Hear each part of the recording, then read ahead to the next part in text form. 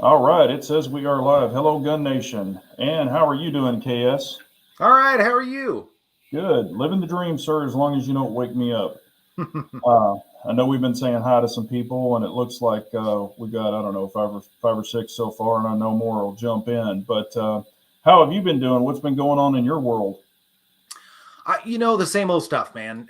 Same old stuff for sure. Work a lot. I've started live streaming a little bit more Oh, every couple of weeks.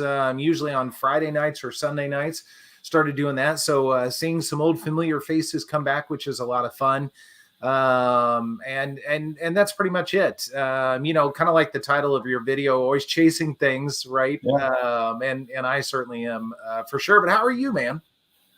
And it's been a very long week, like I was telling you before, and I'll tell everybody out there if they really want to know. But I went from, kind of like the North Dallas area, all the way up to Tulsa, all the way through Arkansas, Fort Smith, uh, hell, Jacksonville, then over to El Dorado, and now I'm in Longview, Texas. So it's been a lot of driving in 3 days, man. I put some serious miles running up and down the road, and then of course I got to drive back towards my home tomorrow. So super tired.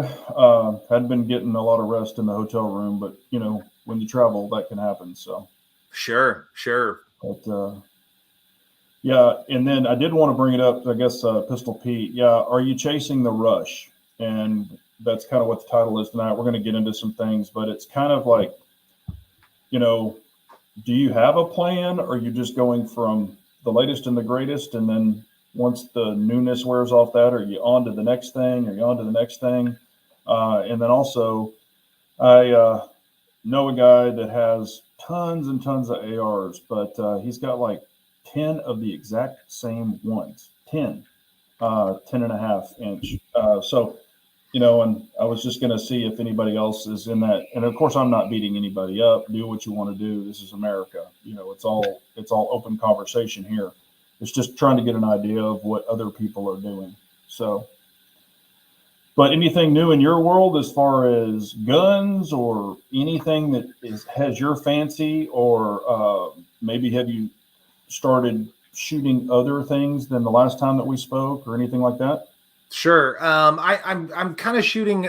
I take different guns to the range every week now. So which is, and I was talking with one of the guys at Centerfire last night actually, and I enjoy that because I get to experience different things every time, whether it's different guns or different manual of arms, that sort of thing. So I do enjoy that very much.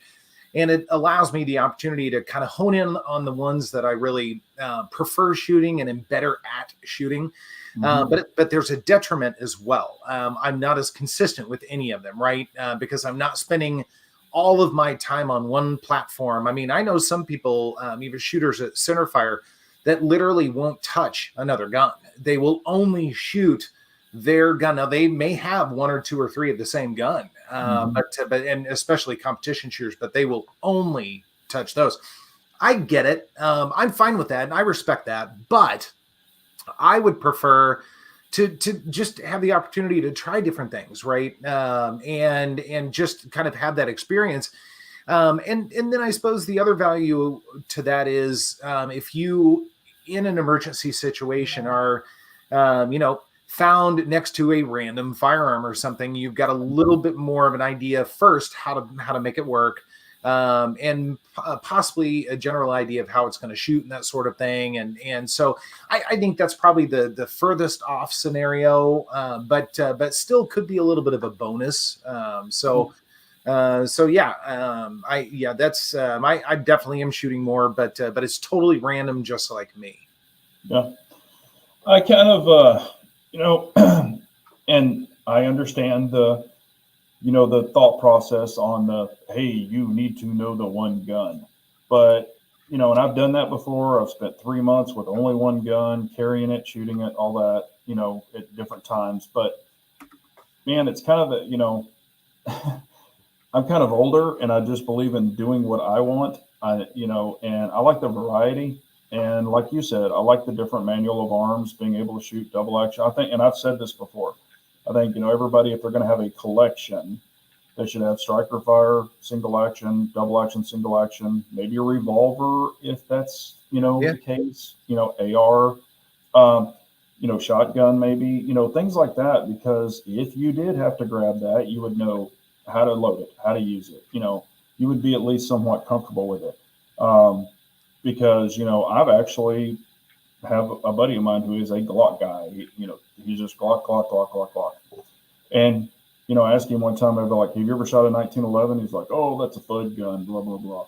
So, I let him shoot a 1911, let him shoot a 2011, and he didn't even know how to flip the safety. He didn't know about anything about the grip safety, and it's like, I'm not saying 1911s are just going to be laying around, but, after he shot it, he was like, wow, okay, that's cool. And he's actually more accurate with it when he took his time. So it's just, little things like that. I just kind of, I don't want to be the tunnel vision guy. You've got to do this. And, everybody knows I don't preach saying, you got to do that. You got to do this. I just let people do what they want to do and comfortable with whatever they want to shoot and own. I don't care. As long as you carry, that's the whole thing. If you can protect yourself, but anyway, yeah. And then of course, I know that you had some things you wanted to, kind of bring up to everyone. Yeah, well, sure. So I did have a couple of questions. One of them, and this was again a topic that came up at Centerfire, break-in periods on firearms. I've had several people comment to me, and I've seen this on videos on YouTube as well, and I've seen both sides of the fence. But this person came up and said, I had an issue with the firearm in the first, I don't know if it was 100 rounds or whatever it was. And I think I'm going to get rid of it. It's not working right for me. And I pried a little bit. And I said, is it because you had an issue of one sort or another? Yeah, it kind of was. So that made me think, okay, do you guys as firearms owners, are you okay with a break-in period in a firearm? Whatever the firearm is, are you okay with a break-in period? Are you okay with the expectation that you put 250, 500 rounds, whatever it is, through the firearm? Now, I'm not talking 10,000 rounds or anything, but a reasonable sum of ammo through the firearm to make sure that it runs properly, that it takes your ammo, that it does all the things, but just that it runs properly, right? And if you have a hiccup or two, how do you react to that? What's your thought on that? And I've got some thoughts, but Big Johnson, I want to hear what you have to say about that. And I also want to hear what other people have to say as well. Yeah, I've had, like some really, really tight old school 1911s like Les Bear, Ed Browns. And, the Les Bears, hell, honestly, when I bought that special edition one or had made, it was forever ago, it was a 45. And they literally said, it's been oiled from the factory, shoot 1,000 rounds and then take it apart. And it was super tight. I mean, it was super tight. Now, after 1,000 rounds, it was dirty. I would still pull it back and put a little lube in the back. I wouldn't take it apart. I would just pull it back and, put it down the rails, just for my own purposes. But, some of those with super tight tolerances, I expect it. Some of them with really loose tolerances, I'm kind of like, if I can grab it and rattle it around, I'm like, what are we breaking in here? And of course I want it to run flat nose, round nose, hollow points, pretty much everything. And if you have a hiccup here or there and you're looking at it and you're like, okay, that was ammo related, the bullet was seated incorrectly, or, something that you can truly identify, I'm not going to chalk it up to the gun. I might chalk it up to the ammo, but if it's consistent, like the last round's not feeding or something where I can really pinpoint it, then I'm like, okay, we have a problem. Most of your striker fire guns, and I know Shadow Systems even has a break-in period. They actually state it, a lot of them do. Yeah. I kind of expect a regular basic striker fire to kind of work out of the box. But if I have a little hiccup here or there, I just kind of take it by case basis. I guess. So you bring up a really good point. And actually, Bald Curious was saying Plastic Fantastic should run right out of the box. Metal guns, I'd give a breaking period to. And Ranger had said, I won't carry Hunter compete with a firearm until it's got at least 500 rounds through it. So we've got some differing thoughts here and different philosophies, none of which are bad or anything like that. I guess and you bring up the striker fired firearms or the plastic fantastics, as Bald says. Do you think perhaps we've gotten spoiled with the message that a Glock will run right out of the box? And I pick on Glock because people say that all the time, and they do more so with Glock than anything else. But to Bald's point, people say it was striker fired to a reasonable extent as well. Do you think we've gotten spoiled with that, and we've forgotten, or we've sort of gotten away from the idea that even if it's a plastic fantastic with looser tolerances, and Glocks have exceptionally loose tolerances, Yes. they do, which is why they generally run reasonably well.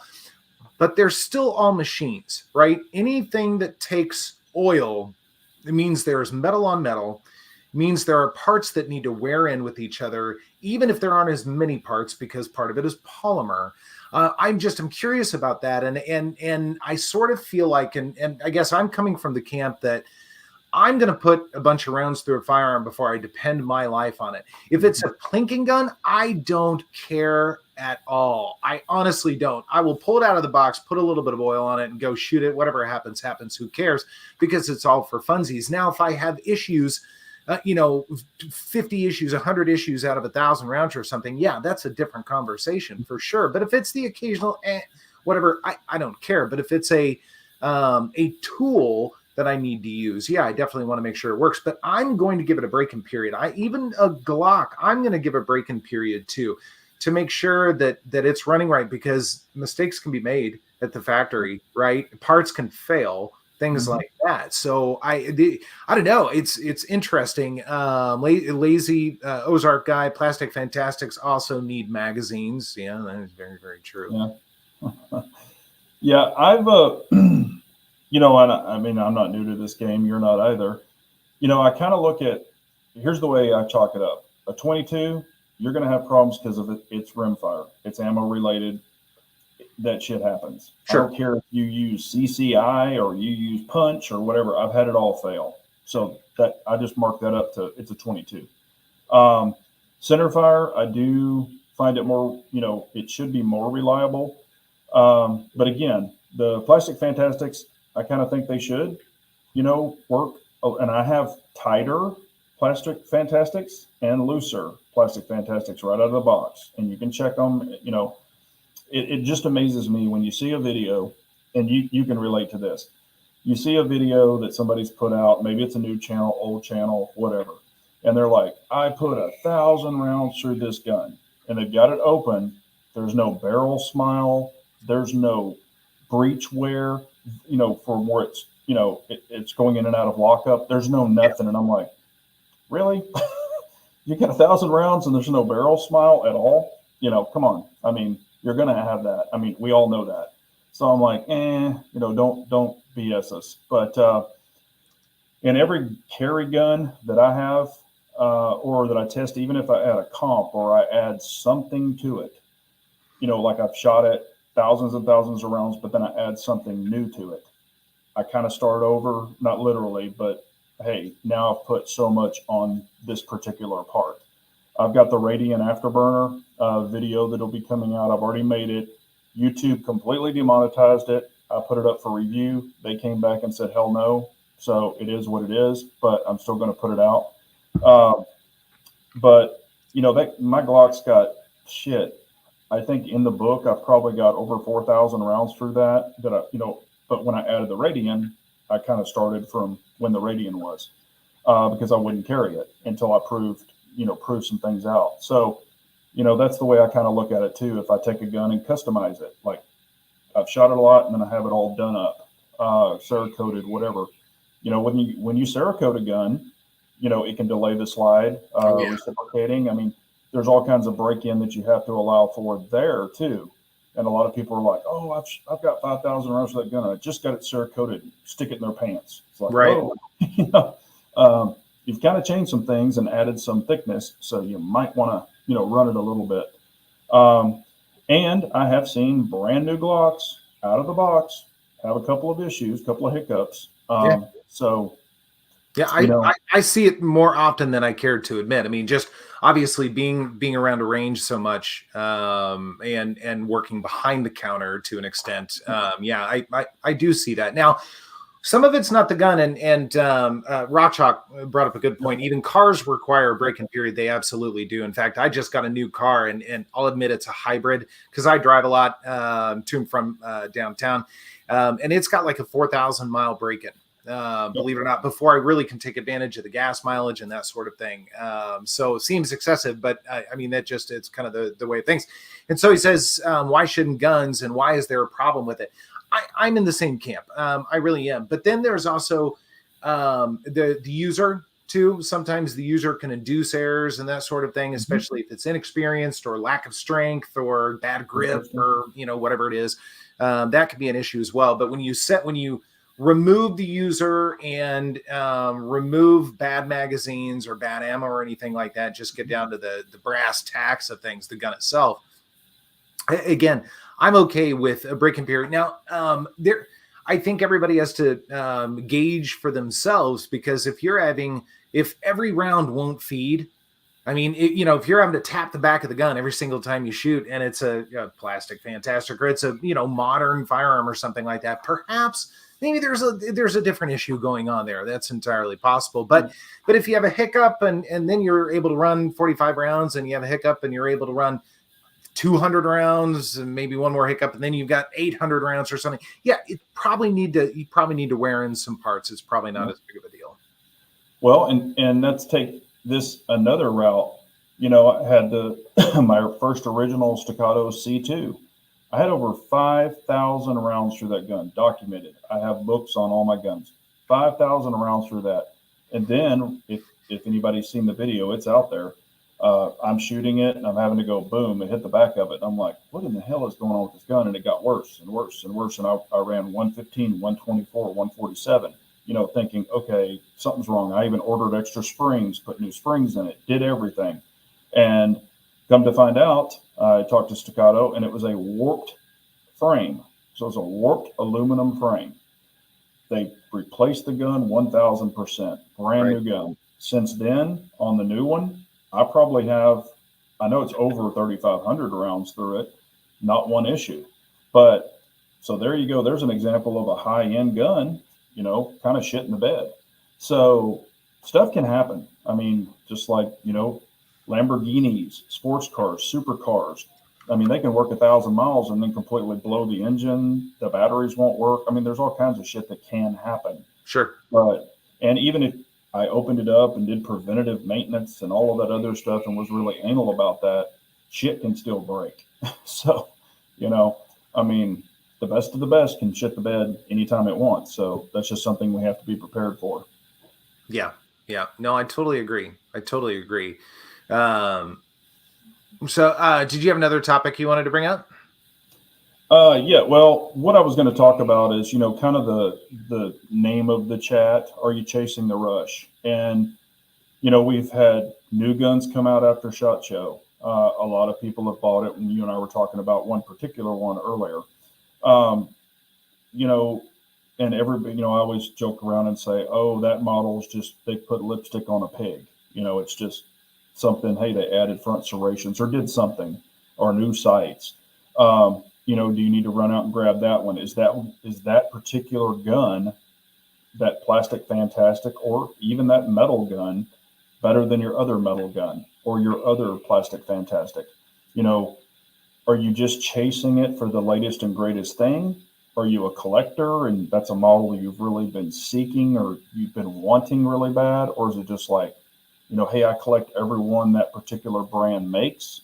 I just see a lot of this, and I get questions all the time, and it's like, oh my God, what do you think about this, new CZ, this whatever, the gun, the Echelon? I was asked 1,000 questions on the Echelon. Now, granted, if you don't have a Glock or you don't have a striker fire, you don't have that could be a really great option for a lot of people.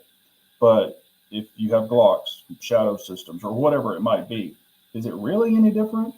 Honestly, I mean, it could have a couple little extra features. Maybe your other one doesn't. But if you've got, suppressor sights on your old one and you've got a RMR cut, and then on the new one, it has an RMR cut and it has suppressor sights, is it really drastic? I mean, Right. you know, are you just chasing that dragon? Or are you just chasing that rush of getting a new gun? And some people, if they have money in their pocket, it's burning a hole in it and they just got to buy the next thing. And the example that I was giving earlier, a person that I know, he builds tons of ARs. You know, he just loves them. And the ones he builds are not the highest, you know, top tier brands, so to say. Would you be better off with 3 really good ARs? Or like he's done, he literally has 10 and a half AR-15s, not 300 blackout. They're all the same freaking gun. And one of them has an LPVO. One of them has just a red dot. The other one has a red dot and a magnifier. Then some of them are duplicates of that. And understand if you're trying to arm a family or you just want a bunch of, you know, guns for that, but it's just him. And I know that he likes building them, but he's building, you know, some that are kind of Frankensteined out, and some of them don't run perfectly. Like he really needs A2 buffers, and some of them he's just running regular rifle buffers.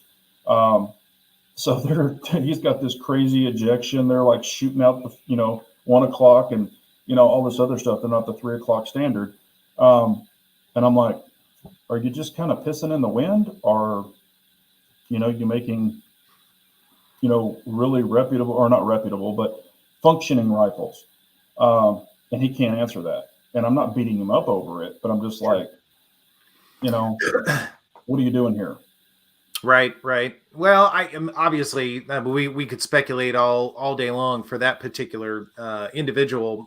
Maybe they just like that style and just want to, you know, hone in on that and have multiple versions. Who knows?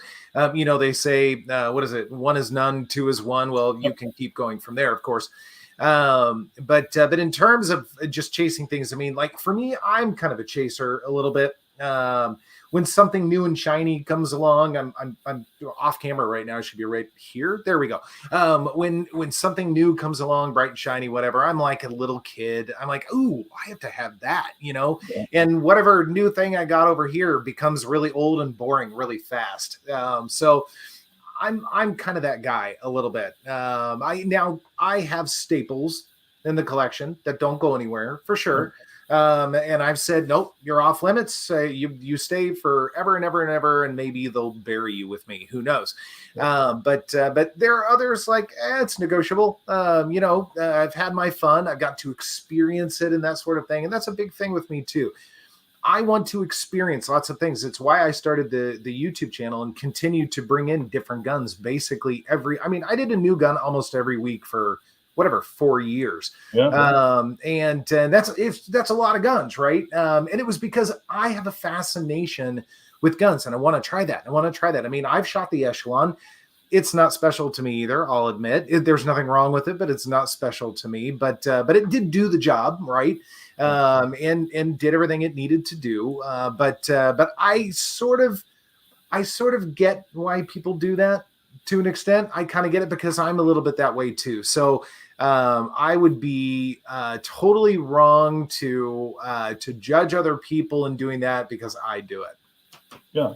And I'm not judging anyone. Honestly, this is just an open conversation because like I always say, this is America. You do you, boo. I am not your daddy. I'm not raising you.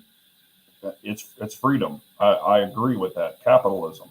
But it's just, you know, some of these are my friends and they're gun guys, but they're not true gun guys. You know what I mean? They're kind of fascinated with guns, which is cool, but it's like they don't know how they should be tuned, how they should run perfectly. And I'm not saying everybody has to you can have an overgassed gun and it'll work perfectly, but it'll just beat the shit out of itself internally over a long period of time.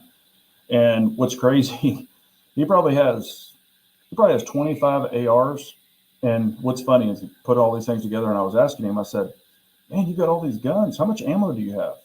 And he goes, well, I got like 1,000 rounds. Okay. You know, and I mean, that's still good for a lot of people, but if you've got 25 ARs and you're going to, you know, give them to everybody if something happens, you know, 1,000 rounds isn't going to last long at all. So hopefully those other people have ammo. But look at here, man. Tactical considerations is in the house. Big Mike. What's up, man? How are you? What's going on, Mike? But it's like I said, I would never get upset with what anybody wants to buy. I mean, load up, do whatever you want to do. But as I've gotten older and I have all these freaking guns, I'm like, man, if I crashed and burned today, who's going to get all these things? Yeah, and I know who's going to get them, but they're going to probably be like, man, we can't handle all these. We're not moving, 4 safes and all. I mean, you know what I'm saying? It's just, when does it become a little bit too much? And I'm speaking, I'm not saying this that people are wrong. I'm kind of looking at myself going, I love all these guns, or a lot of them. And again, like what you said, I have guns, and everybody knows this. I have 2 of a lot of the same brands. I mean, the exact, twins, in case something were to happen for guns I really love. However, if it's something that you could just go out and buy tomorrow, or I haven't customized or really kind of made it unique for myself, do I really need it? If I haven't shot it, I've got guns that I find in the bottom of the safe, and I'm just like, I didn't even know I had this thing. And you probably happened to you before too. Yeah. So, it's just like, damn, because I was doing this past weekend, kind of looking, and I was like, oh crap, I didn't know I had that one. And I'm like, oh, there's where that one is. I knew I had it. I just didn't know where it was. Right. So, that happens. Yeah. So, not a wrong or a right. It just happens. But we were also going to talk about a particular gun that we were, mentioning before, if you want to kind of bring it up, and also everyone, a hello out there. And if you'll have a question you must get answered, please list it, and I will try to keep an eye on that question. Well, I know a couple people in here have heard me talk about this a little bit, Pete and Looney, Armsmen. But yeah, so, and this is part of the whole chasing the whole rush thing a little bit. The gun that kind of was number one, I have to have this after SHOT Show, is the Daniel Defense H9. And partly because, I did the review on the Hudson H9, and I was extremely critical of it in my second video. I mean, I basically kind of trashed it, told the whole story of my experience with their customer service and everything else. But I really wanted that gun to succeed. I really did. Centerfire, no, we do not. Sorry, Rock Chalk. But gun broker is your best friend there. But anyway, so I wanted the gun to succeed, and I was very excited when Daniel Defense picked up all the designs and everything. I knew that happened, back right around the bankruptcy and everything. And so now it's out, and of course, all the first reviews were all very glowing. More on that in a moment. But now we've started to see some reviews that are a little bit more probably candid about the experiences and more issues and that sort of thing. That's not going to stop me. I'm still going to pick one up. I want firsthand experience with it. And if it works, it works. If it doesn't, it doesn't. I mean, Daniel Defense is a great company, and I think they back up their stuff. So I'm not entirely too worried about that. But that kind of brings me to a little bit of a segue there, if you'll indulge me for a moment. Sure. I found on Instagram there was an article that was put out by, I think it's Gun University. You guys should go check out that website. It's very interesting. They are extremely candid about things, but they put out a review on the Daniel Defense H9, but it was more of a partial review, but also a partial we'll say opinion piece on YouTubers. And that's that. I mean, you could include me in that. Big Johnson, tactical considerations out there as well, because we are all, or me formerly, YouTube reviewers and that sort of thing. And they were really picking on YouTube reviewers, and oftentimes, especially if there's an incentive behind the scenes, that the reviews could be disingenuous to a degree, and I could see that. Obviously, I don't know who or anything, nor would I ever name names or anything like that. But it is always possible for that to happen. Whenever I am talking with somebody at the gun counter and they're wanting advice, I will give them my advice, but then I will immediately tell them, jump out on YouTube, watch a bunch of reviews on it, watch reviews from big channels, watch reviews from little channels, start to formulate your own opinion. If you have friends that have experience, talk to them, talk to other gun shops, that sort of thing. Get as much data as you possibly can, because somewhere in the middle of all of that is probably going to be where you're going to find yourself, and probably the truth. Because oftentimes there can be biases to one degree or another. As we're chasing the rush, so to speak, to stay on topic, be careful about that. But yeah, go read that article if you are interested in the H9, as I still am. That article did not dissuade me. The videos that I've seen, even James Reeves, he did 1,020 round burn down of one, and he had some issues on camera with his. That does not scare me away at all. I have no problem trying something out. If I know it's like I'm salivating over it, I can't get it out of my head, I've got to try it. And if it works, it works. If it doesn't, it doesn't. So I'm going to continue to chase that rush in that regard. Yeah. And, as far as, that's one thing, I've been sent things and I'm like, hey, I'll put the little thing on there. Hey, I was sent something. And I'll even say, hey, they sent these in for testing and evaluation, blah, blah, blah. But I've told the truth, like, hey, this one shit the bed, or so far it's working great. Here's what I put through it, or whatever it might be. I try to be I'm always upfront as possible. But sometimes even when the initial product comes out and you've got it and you've shot it and you've done that video, then you don't ever hear about it again from some particular people. And I'm not saying you have to do like a 200 round follow up every time you put 200 rounds through it, but it's kind of, again, the rush. Hey, it's a new gun. Here's this, or here's this product. You tested it. You put out this big video where you were either paid to do it or you're a member of a group and a whole bunch of them got sent out or whatever. And that's all fine and dandy. But if you have a problem with it, even later on down the road, I think, you need to revisit it and let people be aware of it. Whether it's completely shut down, broke down, whatever it might be. I think that's just a professional thing to do. Let me ask you: Do you suppose? And this is all juxtaposition, right? Just friends talking, because there's no. I mean, at least I don't have any knowledge of anything like that. But do you suppose though that because there is potentially a financial component to this, that oftentimes crafty editing or omission of certain things could be going on? Yes, I do. Yeah. And I think we all, especially if you've been around YouTube for a while, if you know where I'm going with this, there's that person that always does this.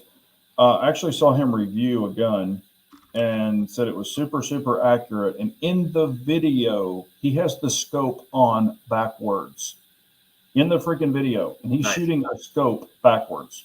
And this guy's been doing this shit for a long time. So I'm like, what? And I don't know. At first I'm like, okay, it's got to be a gag. He's got to see if anybody's going to see this. No,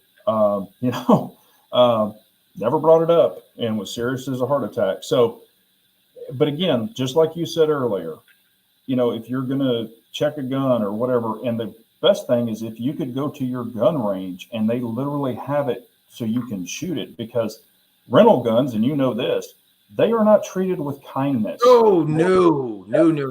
Yeah, they're like a rental car. People drive them and shoot them like they stole them. Yeah. They're ridden hard and put up wet. So yeah. That's what I'm saying. That's going to give you, like, if you've got one that's just, dirty and all that other stuff, you can kind of see what it's going to do. So that's a good option there too. Or if you've got a friend that has one or whatever, try to do that route. But yes, I always, even stuff currently now, if I'm interested in it, I'll watch videos. You can kind of tell by looking at it, like I was talking about earlier with the smiles and the wear marks and things like that. Is this real, or is this guy just bullshitting? That's why I try to show, like, hey, I'm trying this ammo, boom, boom, boom. I show different shit, whether it be shorts, whatever it is, because I'm really doing the due diligence and blowing through ammo to make sure shit's going to work right, especially if I'm going to carry it. Now, I'm not bought and paid for by anybody. I won't ever be. But, you know, if people send stuff in, I'm going to test it and give an honest opinion. And I think that's really all that we can do. And if something shits the bed, do a follow up and say, hey, this shit the bed. Like, you know, I love Staccato. They're a Texas company. But, you know, that $4,000 gun shit the bed. So, you know, and I talked about it, and people were like, I can't believe you didn't reach out to them. And I said, I did, dumbass. I mean, I'm just recording.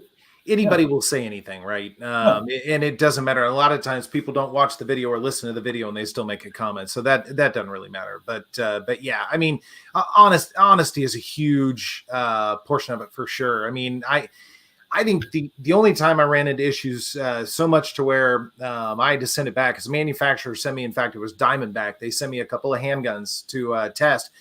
The first one had lots of issues. The second one, the smaller of the two, they were both pretty small. The smaller of the two had lots of issues too, but I believe that might have been me. Hands were just too big to make the thing work the way I wanted it to. But I ended up sending them both back, saying, thank you very much. Appreciate the opportunity. I can't give an accurate and good review of either of these firearms. So I just want you to take them back from me right now. And that's exactly what I did. Cause I can't, I can't give an honest review. And I always tried to be as positive as I could, but I couldn't do it without just totally trashing the things. Yeah. And, you know, and you and I have talked about this in the past because, you know, we always did the 3-guy gun chat. I got some stuff and I was like, and I tested it. I'm like, what in the shit? They want to do a review on this. And I kind of, some of it, you know, I put forth the effort to do it. And I was just like, I'm going to stop this now, and I'm not going to waste any more time with it. And some I wouldn't even do a review on it, but I had on some videos, I had a stack of shit on the table, and I was like, don't buy this. Here's what happened. You know, I was just kind of, you know, I wasn't beating the company up, but people were like, hey, we want you to tell the good and the bad, you know, and I didn't want to waste anybody's time just trashing something. But, you know, people wanted to see it. So that's kind of what I did. And I'm not in the business to, you know, take food out of people's mouths. But like right now, I mean, I'll just say it. It's going to be coming out. Right now, I've got something that was sent in. I didn't pay for it. I'm not a fan of it. Now, this could be a me thing, and I'll talk about it in a video. You know, and this is one that they sent to a lot of testers and things like that. And I really haven't. I've seen one guy after I did my video, because it's in the queue, but after I did my video, you know, I went back and looked at some other ones because I don't want to watch a bunch of videos before I review something because I don't want to be tainted. I want to just have my own opinion. And out of all the videos I watched, there was only one guy that agreed with me on one of the things. But all the rest of them were just perfect. And I'm like, did you shoot it in this condition? And, you know, we'll get to that. But, you know, and again, it's my opinion. Maybe they just didn't have that particular opinion, or their particular model worked perfectly. You know, that could be that too. I mean, I'm not saying it's a bad company. I'm just going to say, here's what I found with it. You know, do you want to spend your money on it? That's your choice. And I've even said there's some things that I don't like.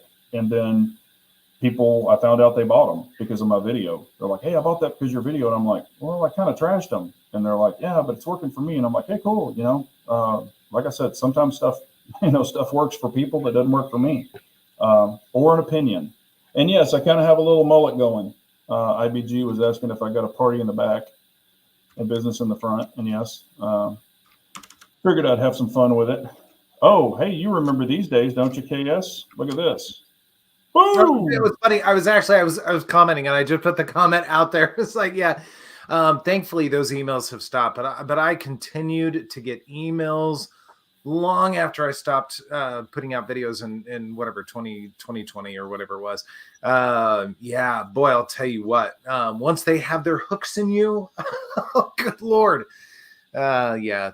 I did that video on them with their guerrilla marketing and trying to push me to do shit. You remember those? They would send it out to you, and you would get it on a Friday, and they wanted a video done by Monday. And I'm like, how the hell can you truly test something in 24 hours? It's right. I'm not doing it. That's just dumb. And they'd be like, we didn't see your video, and I'm like, that's because I haven't had time to test it. I mean, I'm not going to do something 24 hours and say, oh, it's great, people buy it. I'm just not going to do it. So, um, and other people can, that's cool. But, also, if you really think about it, they kind of fell off the face of the earth. Um, you don't see any of that gorilla crap anymore. I guess so people got so tired of it. They just said, screw it, and I know Bald loves his, but Yeah, I don't know. Maybe they had some company changes internally or marketing wise or whatever. But if I mean, I still see Olight commercials from time to time on YouTube, but just real commercials. yeah. But yeah, I don't know. I don't know. And this is another thing. Armsman's brought up, Sealy, Gideon. We've got Olight, we've got Phoenix, we've got all these different companies. And I've had a flashlight. I saw Bald and Curious talked about it the other day, and I've had that flashlight for over a month now testing it. I've got two of them.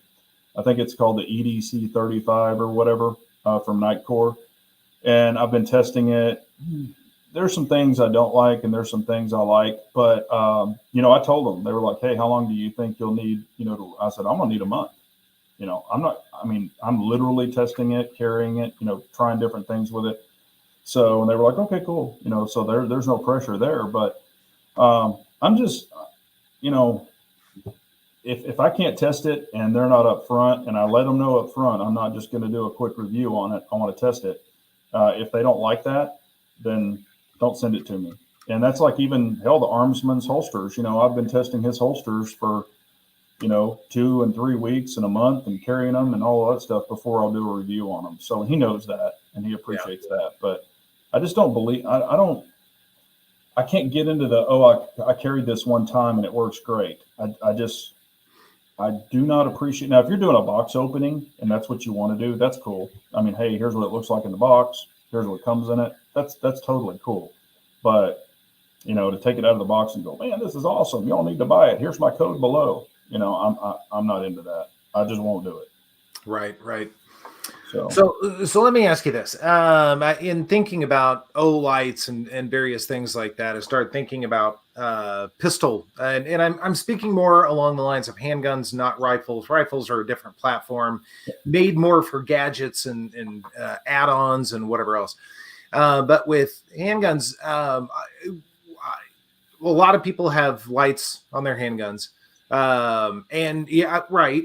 So let me ask you this. Do you suppose there's an opportunity to use that as a crutch a little bit, because you're adding some weight on the firearm, makes it a little bit easier to shoot, right?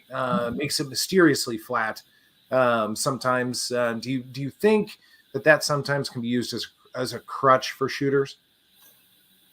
No, this is what I think. If you use it properly, and here's the thing, you don't ever have to turn it on, so you're not going to ND it unless it's got a short and it's just flickering on its own. But if you don't touch it, but here's the advantages that I see with it. Other than I can turn on a light and make it, shine. Here's the advantages I see. One, you brought it up, weight, because if and I'm not saying I'm just going to burn somebody down.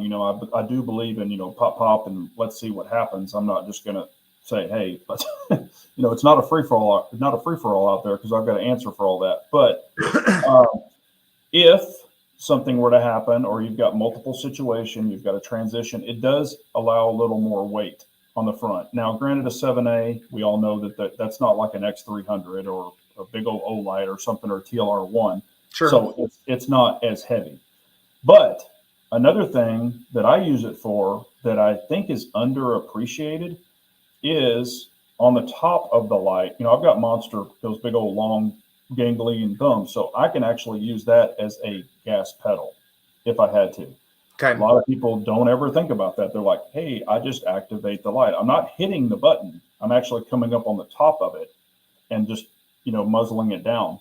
So it actually does make me more precise. And what I'm meaning by that is with double taps, triple taps, single shot. Single shot's not a big deal either way. If it rose, it's going to come down. But, and I notice, especially on a Plastic Fantastic, it's a lighter front on a lot of the guns.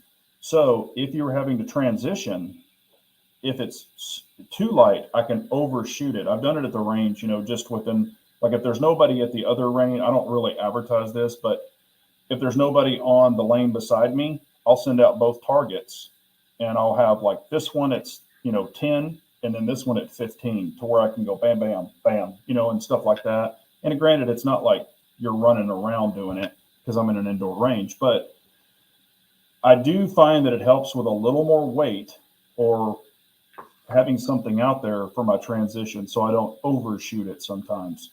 That's just a me thing. If nobody's tried it, maybe it doesn't work for them. Right. Also, a lot of people like I carry at the 12 o'clock position, appendix. So if you have just the muzzle, it's more narrow.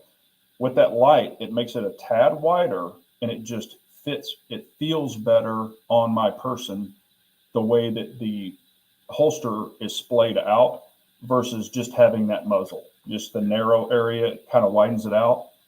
And I do like the feel of that better, personally. Even if I'm never going to turn on the light and I pull the batteries out of it or whatever, it just feels better sometimes to have that there. So Okay. that's just a me thing. Not saying you have to or you don't have to. Do what you want to do, but Sure. I do prefer it. Now, can I carry a gun? Can I shoot a gun without a light? Oh, yeah, I can. But I do prefer them, and it's there if you ever need it because, the old school, I still carry a pocket flashlight, so that's not an issue because I'm not going to sit there and go, hey, I'm identifying a threat with my weapon light. I'm not going to do that. Nobody should. But if you got it and, stuff's popping off, that can act as a deterrent, to blind or whatever, maybe have them go like that, stop doing whatever they're doing. Not saying you got to pull the trigger, but if stuff's getting bad and it's dark, I would prefer a light, that I don't have to hold. Because 2 hands on the gun is better than 1 hand if you've got to do whatever you're going to do and get the hell out of Dodge. So, Okay. just an opinion.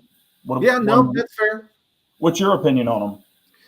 I see a lot of people use them as a crutch. And I'm of the opinion it's the same thing that I feel about red dots versus iron sights. Nothing wrong with red dots, nothing wrong with a light on a gun.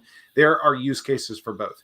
But knowing how to operate the firearm without either of the two is probably a good thing. I think you need to have the fundamentals before you start adding on all the things, right? And I think, unfortunately, again, this is where I kind of kick YouTube around a little bit.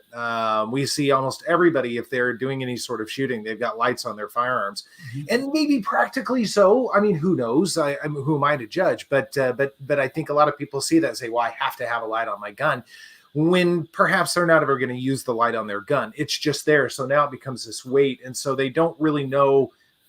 They don't know the natural shooting experience with just the firearm. I don't know. I think it's kind of a weird thing where you're sort of adding something on and you're kind of cheating the system a little bit without, again, developing those fundamentals and making sure you are rock solid before you start adding all the other stuff on.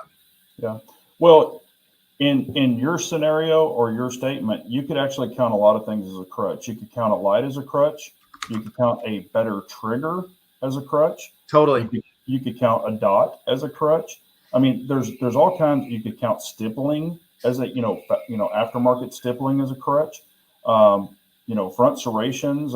There's all kinds of things. But I look at it this way: if that crutch, or if that's what you want to call it, if that crutch makes you a better shooter, more confident in your shooting ability, whether it be a dot, a flashlight, or both, or whatever, or a comp, I get people say all the time that the comps that I like on guns are crutches. I get that all the time too. But I look at it this way: anything that makes you confident, makes you a better shooter, makes you better on your follow-up shots, makes you faster, whatever it might be for your particular scenario, I say, why not? Because all's fair in love and war. This is not a, hey, we got to be in the same weight class fight. This is I'm going to use every advantage that I can potentially get or that truly works, because I know that a bunch of comps are bullshit. They just have slots in them and they don't do shit. I've got some of them. They're trash. I pulled them off of guns and I'm like, that thing's worthless. I've got had dots in the past that flickered. Well, that's worthless. I don't want it if it doesn't work, and it's not proven out with me. some flashlights, i.e. what we're talking about earlier, I've had some of those that are complete garbage. So,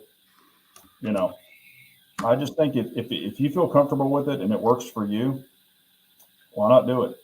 Yeah. Yeah. So, Yeah, I hear you. So Brian said you're not there to tell them what they need. Sorry for the tough opinion. And unfortunately, in my case, I am actually both on the sales side and also as a firearms instructor. They depend on that a little bit, and so we do have to kind of level set expectations a little bit. And I'm not going to try and convince a brand new shooter, especially if they've got a certain budget or anything like that, that they have to have all these extra things. Instead, I'm going to approach it of let's look at the fundamentals. Let's look at the core things to get you going, but then also introduce the fact that, hey, there are other things as well. And here are the advantages. I mean, I'll be honest. I mean, I'm not a red dot guy, but there are advantages to red dots. I'm not going to kid myself or anyone else for sure. I'd be a liar if I did.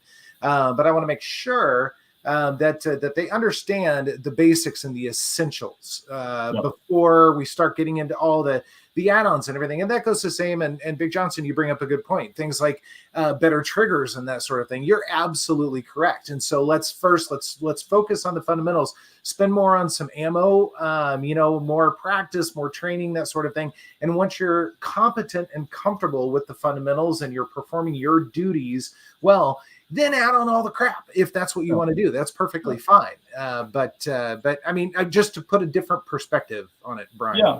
And in my scenario, I can only use myself as an example because I don't, tell people what to do. But as myself as an example, I've shot and owned the 12-pound triggers and, been fine with them. I've owned the iron only guns, many of them, because that's all they had back in the day. I've kind of, earned the hat and the t-shirt, and now I just want to do what I want to do and what's comfortable for me and what I enjoy.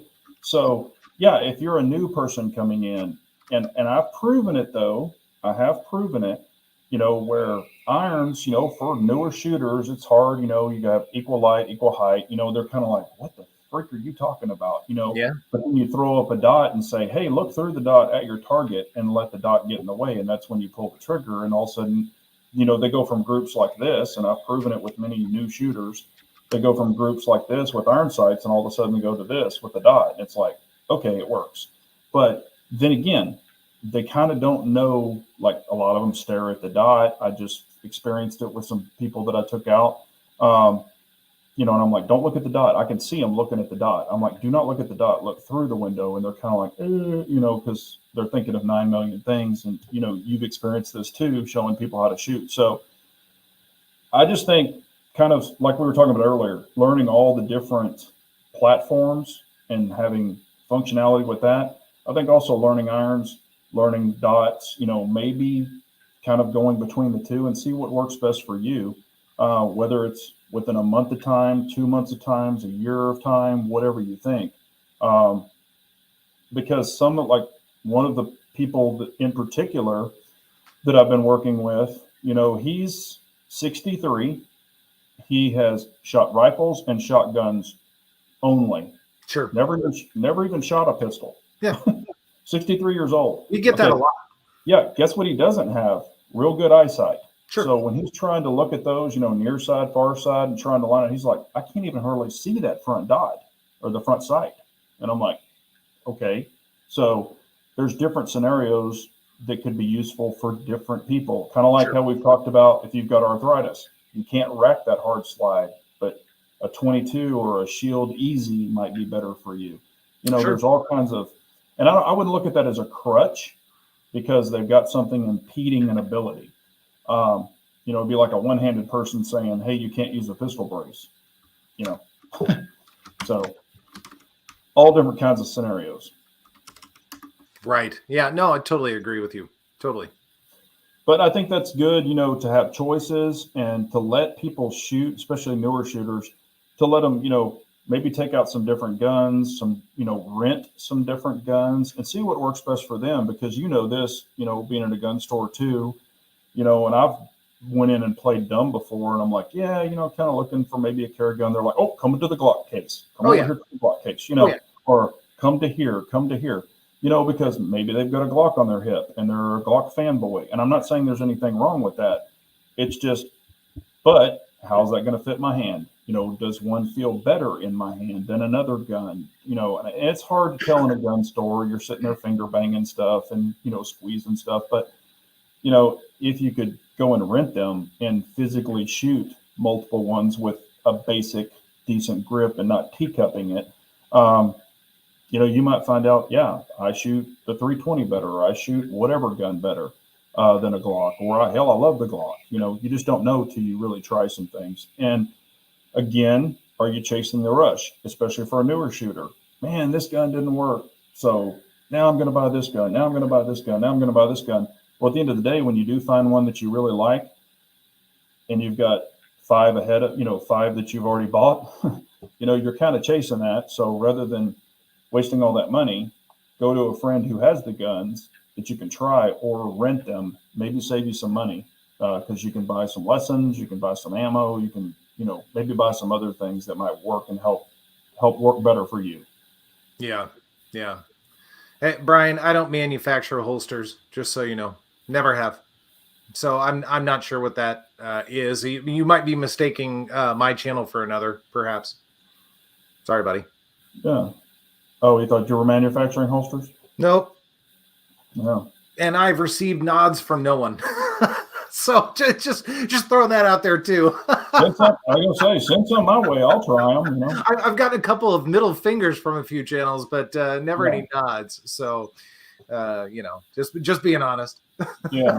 I think Rabbi, if I made holsters, they would be dumpster fires. I am not crafty in that regard whatsoever. The only thing I've ever made, I'm actually still using that same table that I reviewed guns on, but it hasn't fallen apart only because it's made of like 250 pounds of wood. That's it. I've seen that table. I've been to your house and seen that table, and when I first saw it, I was like, man, that's actually well thought out. Dude, you and I both could stand on this and it would be totally fine. It would not be breathing hard at all. It is hardcore because I have no idea how to build a table. So I thought, let's just slap a bunch of 2x4s and cedar posts together and see what happens. And lo and behold, it's still standing. Had a guy on or maybe he was talking to me, had a guy on my channel who made holsters. Oh, Harry's Holsters. Harry, he's probably talking about Harry's Holsters has been on before. Harry makes some damn fine holsters. He's a Harry good makes man. Good holsters. He's a good dude. Yeah, and then Armsman's never been on the channel. He's out in the chat, but he makes holsters too. He makes nice holsters. He's probably thinking about Harry. Yeah. Yeah, and he doesn't make, they're good holsters. So I haven't had any bad, holsters from him or anything. I had some bad holsters from other companies, but not any that were on the channel. So, but and even going down, and I know you shot some really, because I get this question all the time, and it's good that you're on, and I know that you've had some nice ones in the past, but what do you think about when if somebody were to ask you, hey, I wanted to get into the 1911 game or the 2011 game. Okay. What would you say? And they'll say, hey, here's my budget, say it's $1,500. Would you say, okay, buy this particular gun? Or would you say, if you could wait and save up a little bit more to buy another brand gun? Or what is your opinion on something like that? I mean, I'm going to focus on the things that revolve around their budget, but I'm going to give them multiple suggestions, whether it's certain for $1,500, whether it's certain Dan Wessons, especially if you can find a nice used one, because they can run a little bit more to the almost $2,000 mark. Excuse me. But Springfield Armory, even Sig Sauer, Smith, if they still make any 1911s, I'm not sure they do, but they've had a couple that were around the $1,200 to $1,500 mark. I mean, there are certainly choices. If you're willing to go over $1,000, your world opens up a little bit. With 1911s, you can start getting into some better quality 1911s. You've got more choices out there. Then what would you say for 2011s? I mean, so then the conversation becomes, well, first, I want to know if you know the difference between a 1911 and a 2011, because they are two completely different platforms. Some people argue, no, it's basically a 2011 is just a fat 1911. No, it's not. There are dramatic differences between the two, even if the manual of arms is essentially the same. So I would want to make sure they understand the difference between the two. If they do, then I would say, well, you do have a couple of choices for 2011s, perhaps like the Prodigy. I'm not a huge fan of the Prodigy personally. It's a personal thing. I was never that impressed with how it felt in my hand for a 2011. Then there's the Platypus, which is around 1600, 1700, that sort of thing. But yeah, if they really were settling on 2011s, I'd say, yeah, hold your money, and plan on spending between really $25,000 and $3,000, depending on what features, right? Because if you went for a Staccato P, you're really going to be in the $2,400 to $2,700 range, right around there, depending on if it's the RDO, if it's got a threaded barrel, all of those types of things. You got to think about that. So it really it's gauged upon their budget, with what their understanding is, all that kind of thing. Yeah. Yeah, and that's kind of what, as far as the 1911 game, and it depends on, like I've said before, if you're going to shoot it a whole lot, I would say stay away from the MIM game, even on 1911s, 2011s. If you're going to shoot it a whole bunch, if you're just going to shoot it a little bit, or, periodically or whatever, you're hopefully going to be okay. And I've had MIM parts in 1911s break. So I am just not a MIM fan. People probably get tired of me beating that horse, but when you've had shit break, it's not fun and dealing with it. So I believe in tooled steel over MIM. If depending on, there's a lot of striker fire stuff where MIM stuff works beautifully, but it's a whole different ball game when you're getting into single action guns and steel guns, or tooled steel.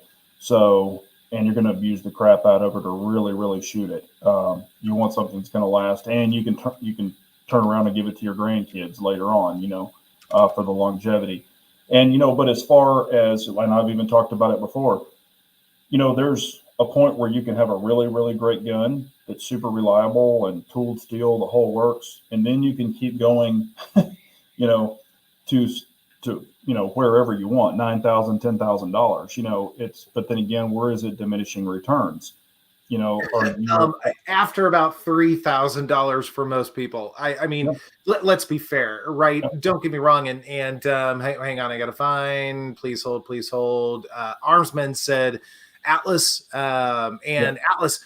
They make wonderful firearms. I've never gotten to shoot one, but I've gotten to handle a few and transfer, and they are pretty extraordinary. I mean, glassy smooth, wonderful triggers, all that sort of thing. But I think about that versus, and I think when I bought my Staccato P, when they first transitioned the name from STI to Staccato, I mean, I think it was around $2,000. So it's certainly gone up in price since then. But I think of the comparison between the Atlas and the Staccato. Now, don't get me wrong, guys. I'm not going to say they're identical. They are not identical, but the difference, the leap from, let's say, a Glock to the Staccato is massive. The leap from the Staccato P to the Atlas is maybe not so massive. It's there for sure, especially if you're a more experienced shooter. You understand the nuances a little bit better. But for a lot of people, diminishing returns, 100%. Well, and I just wanted to prove it to myself. Jacob Hilly had 6 Atlases. The low, or their, it's not a budget. Yeah, he did. He had every model. So, and I've got a lot of comparisons where I did, my Staccato versus an Atlas, my Staccato versus, Infinity. Then I did the MPA versus the Atlas and stuff like that. And honestly, with the same ammo on the same exact day, and me, not a professional guru hole-in-hole shooter, but the groups were exactly the same. They didn't feel, this one felt so much better than this one. Now, cosmetically, you could see, it's a little more perfected, and all that, and I get it. I mean, those are very, very nice firearms, but am I going to notice that little bit of slight, maybe better accuracy. I'm not, somebody else may, Right. but for me, it's kind of like, MPA, I mean, my MPA is more accurate, and both of my MPAs are more accurate because they're heavier, and I think the barrels are better, or more accurate, tuned, whatever you want to say. They are more accurate than my staccatos. However, if I want something super reliable that I can depend on, I would depend on the MPA and the staccato. Below that, some of them maybe aren't as so dependable, but above that, they're probably going to be just as dependable. And does that really justify me spending another $4 or $5 or $3? In my eyes, no. Right. Because I've actually been able to compare them. However, if I wasn't able to compare them, I wouldn't know. Or I might still want to, chase that rush or chase that, that particular unit. And I'm not saying they're not great guns; they are, but I couldn't tell that huge of a difference. Yeah, that's true. I know. And Juicy Arms comment. Yeah, you'll refinance. Yeah, you are not wrong there. So I'll propose this, and keep in mind, I'm not picking on anyone at all. And I've kind of fallen in this rabbit hole as well. So if I'm picking on anyone, it's myself. But do you think some of that also is status symbol a little bit as well? I mean, and again, the last guy that came in to pick up an Atlas, and I did all this paperwork and everything.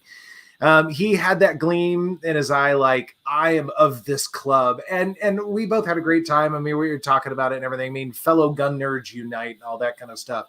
But I felt like, you get it, like there is a little bit of a status thing. It was kind of like when the Legions first came out, the 226 and the 229, right? They and marketed it as a club, right? As this elite, whatever you want to say out there, and Gold Coin Club. Well, that's exactly right. Yeah, the Challenge Coin Club. I have a lot of those coins sitting in a little bucket doing absolutely nothing but probably tarnishing. But yeah, so there's a little bit of status there too. So right, diminishing returns, a little bit of a status symbol. And if that's what you're after, by all means do it, because they are extraordinary. I would never take anything away from that at all. But I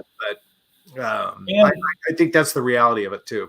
And I will say this, as far as the Infinity, okay, if you want to make a one-off gun, I'm talking literally a one-off gun, Infinity will do it for you.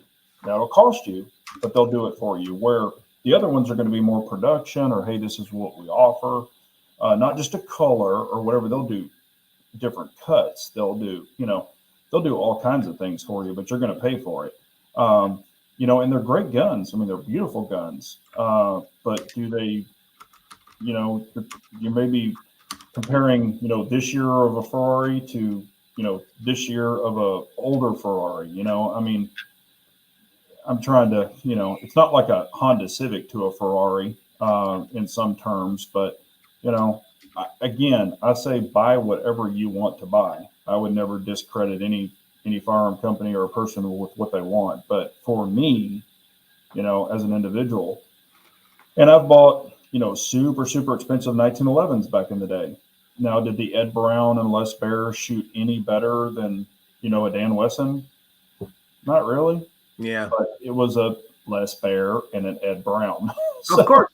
Yeah, I got this really nice walnut box with a limited edition and a badge on it, and all that stuff. So but it was more of an heirloom piece. Oh, and it was, one of them was severe, or what do you call it?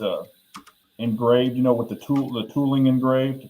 So it was, it was a piece of art. But yeah, and those don't just fall out of the trees, every so often. But it was a pretty penny, and I sold it for a pretty penny. Because I was just like, man, I just don't need these anymore. I'm just, sure.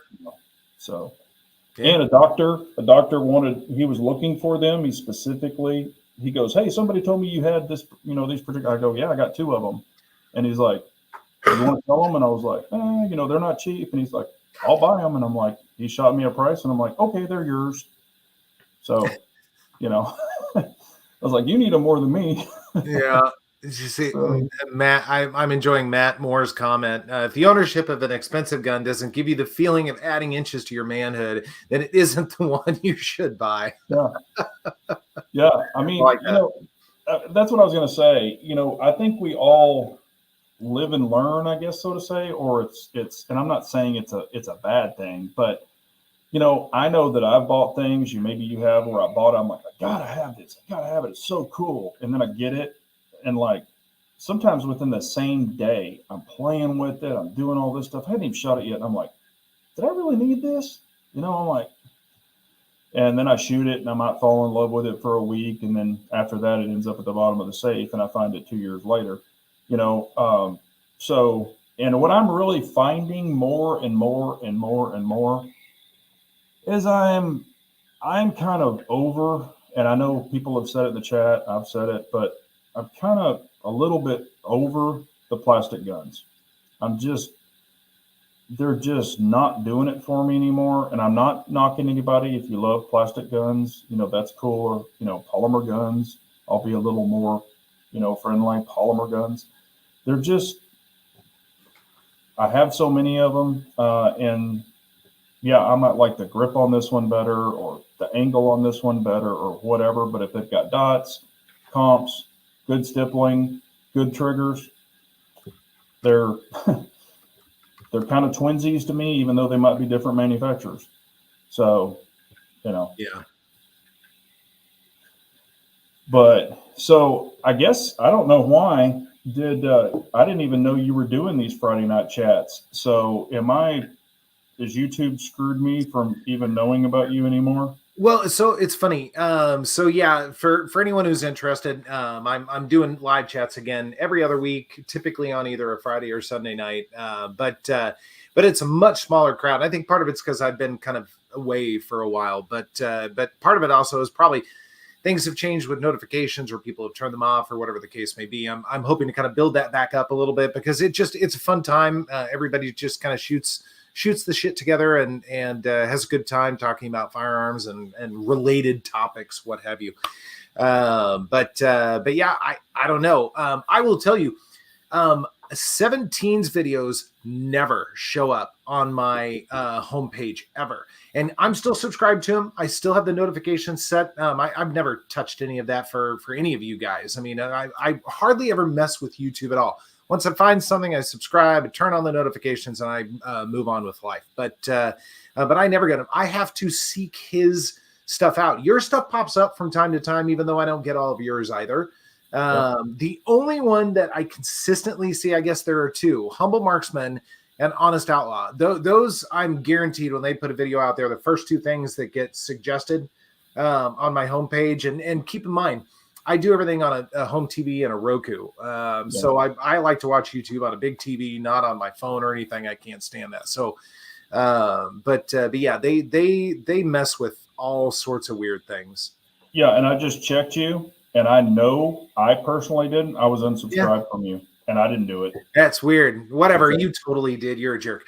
The Armsman is also saying I get no notifications from you. Yeah, there's no explanation for it. I don't really understand why that is. I'm sure there's some ridiculous method to their madness. But yeah, anyway, so anyone who wants to join, you can. Yeah. I mean, I'll definitely, now, because I didn't even know until you just said that. I didn't, because hell, I hadn't had any alerts. And and like you said, a lot of 17 stuff I don't see it either. None of it. None of it. Armsman's told me this numerous times, and so has Brian. They're like, I'm not getting alerts for even your chats. So who knows? And well, I do know. I don't know if you know this, but YouTube, like 2 weeks ago, they completely demonetized my whole entire channel for like 2 days and said that I had I was falsifying something. And I'm like, what the hell? And I had to fill out this form and they had to reevaluate it. And then they ended up approving me again. But I'm like, what in the shit? So after they did that, I had some videos that had like, a couple thousand views. After they did that same video, because they just pop up, when you're going through your little studio, and the one that had like 2,000 views now had like 643, and I'm like, what the shit? So I'm like, are they, doing some shady shit? And they have been demonetizing, like when I put up a new video, and some of them I'm sitting there holding a gun, talking to it, it's unloaded, and they've, demonetized it before I put it out, and then I'll say, hey, review this. And some of them, they're still keeping them demonetized. They're like, after review, blah, blah, blah, no good. And I'm like, I didn't even do anything wrong, but whatever. So, oh yeah, I probably have 80 videos that are permanently demonetized, maybe even more than that. And whatever. I mean, it is what it is now. It used to really piss me off. Now I don't really care, but it's pretty aggravating. Yeah, and I keep looking at it as it's not our platform. We can't. We could bitch all day long, but it's not going to do anything. At least I look at it this way. At least they're not strikes to where they could, cut us off the channel. At least we're getting the message out to somebody, and it could be just normal followers, which I appreciate as well. But hopefully we can hit some non 2A people, and they'll be like, hey, you know what? These guys are doing some good things, or I liked what he said. So, hey, I'm gonna get on the train, Yeah. And Armsman's right. And I've actually thought about this too. I'm like, what if he did buy YouTube? Well, he probably can't afford it. It'd be a much bigger cost than Twitter, but yeah, I don't know. I don't know what that would look like. Who knows? Yeah. Yeah, and Rumble, when that happened to me for those couple of days, I was like, man, I guess I'm gonna have to start a Rumble and blah blah blah. And I, I've talked to some people who have Rumble. I can't remember. Do you have Rumble? Oh hell no. Yeah, but I know some people that do have it, and I've asked like, hey, do you get any traction over there? And they're like, man, like for example, Humble, he'll say, man, over here I'll have like 100,000 views, and on Rumble I'll have like 2,000. And I'm like, whoa. Well, okay, and we've talked about this before, and this is just one guy's opinion here, but I don't think unless YouTube went away, or something just really truly monumental happened, YouTube will be the dominant video provider. And Pete had mentioned shorts. Shorts they're the most ridiculous thing. Who comes to YouTube to watch? Save that for the kids apps like TikTok and all that crap. This is the old man talking, by the way. But YouTube, it's where everyone goes for everything, right? You suggest YouTube probably more often than you realize. Even if it's somebody's like, I need to fix a thing in my kitchen, go bring up a YouTube video. You'll find it. You'll be able to do it all on your own. I mean, that's how I learned how to gunsmith, was through YouTube. And so that's the platform. That's where it all is. And even if you want to go to Rumble or what's another one, Superstar, or whatever some of these other ones are out there, they're not going to have the ad generating power that YouTube does. And the premise, and some of you guys know this about me anyway, I always loved the idea of YouTube paying me a little bit of money for the effort to continue to grow and do more things with the channel and afford ammo and all that kind of stuff. But I never wanted the viewers to give me a dime. I don't want your money. I want YouTube's money, right? And that was kind of the advantage of YouTube and being a partner with YouTube. You get to share a little bit with the ad revenue, right? As long as you're following the rules. Of course, that gets into a different conversation. But yeah, let YouTube pay a little bit. And these other platforms, they can't follow along with that. Even if you look at the financials with like TikTok and some of these other ones, and people that have hundreds of millions or billions of views, they hardly make pennies on those. YouTube's a little different. YouTube pays a little bit differently. Now they pay gun channels this. They pay a lot of other types of things like financial channels, car channels this. So it's very unequal, but YouTube still is certainly the most financially savvy of the bunch if you want to make a little money while you're trying to create content. Yeah, and if you and I were putting on makeup on this chat and we were putting on some wigs, we'd probably be make a fortune. Probably blow up. And I look damn good in makeup. I'm just gonna tell you right now. I make that look good. I haven't worn it before, but I don't know about all that. But yeah, it's and to the shorts. I know a lot of people, because man, I get it all the time with YouTube. They'll pop, those little things pop up like to the content creator. It'll pop up and it'll say, "Oh, do more shorts. That'll bring in more viewers and stuff like that." And I put up a short, I'm like, oh, I'll just, because I already have them, like where I've just shot a gun real quick or whatever, and I'll just throw it up there. Some of them will do okay. But the thing about the shorts, when they're just scrolling through and watching videos, they're not subscribing. They're just blowing through them, I guess, like they do on TikTok. And I know that YouTube wants to kind of become TikTok too. They want to have all the different features, but I mean, I don't know. Like I said, but yeah, you're right. I mean, if you want to fix anything or at least have an idea how to, I mean, YouTube is your go-to. Yeah, yeah, it really is. It really is. Ooh, I like this one. Matt says Big J is like an Abercrombie and Fitch model, no makeup needed. Yeah, there you go. That's horrifying. I'm just promoting the mullet. I'm just promoting. Oh my God, I am offended right now. On that note, it's about 8:20. I should probably get rolling here in a moment. Yeah, I was going to say, man, it's been a long week already. So, man, I really appreciate you being on. It's been a lot of fun, and I'm glad you're doing some live chats. And you're welcome anytime to come on here. It's always fun to have you guys on, you and 17. So. And he was actually invited, but he has prior engagement, so that's completely understandable. This was kind of a short notice thing, but I anything you're looking for, or you're like, man, if I found this, I would buy it.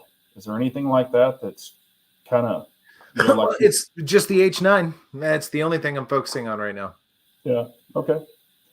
Yeah, I mean, that'd be a cool one to have. Like I said, it's good if you could have it in your collection. So that's kind of your crack right now that you're just, jonesing for. Yep. Yeah.